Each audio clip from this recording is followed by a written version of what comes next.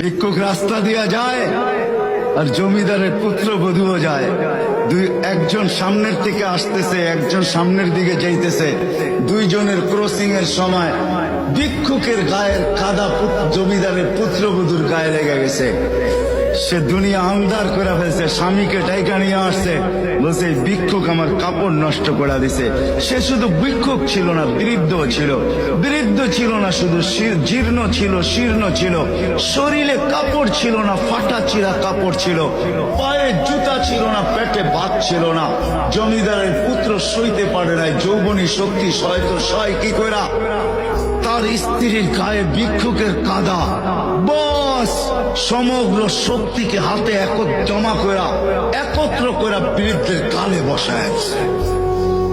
বৃদ্ধ কিচ্ছু বলে নাই, শুধু উপরের দিকে তাকায় দুই তিনটা শব্দ উচ্চারণ করছেন। শব্দগুলা হলো ইয়া মাল্লাহ তারা হলো ওয়ুন, ও আল্লাহ চোখে দেখা যায় না, ও তারা কুল্লা শাই, তুই সব দেখিস। ফারা তারা মা বি, তুই কি দেখিস না আমার সাথে কি ঘটতেছে, এটা কি দেখিস না? বলতে দেরি যুবক, মরতে দেরি হয় না। জমিদার চলে আসছে, প্রতিশোধ নিবে। বৃদ্ধের একদিকে মুস্কি হাসি, একদিকে বলতেছে প্রেমের খেলা এমনই হয়। জিজ্ঞাসা করছে কিসের প্রেমের খেলা রে? বলছে ওর প্রেমিকার গায়ে আমার কাদা লাগছে, পায়ের কাদা লাগছে, ও সইতে পারে নাই। যৌবনী শক্তি দিয়ে আমার বৃদ্ধ গালে বসায় দিছে। আমাকেও একজন ভালোবাসে, সেও সইতে পারে না।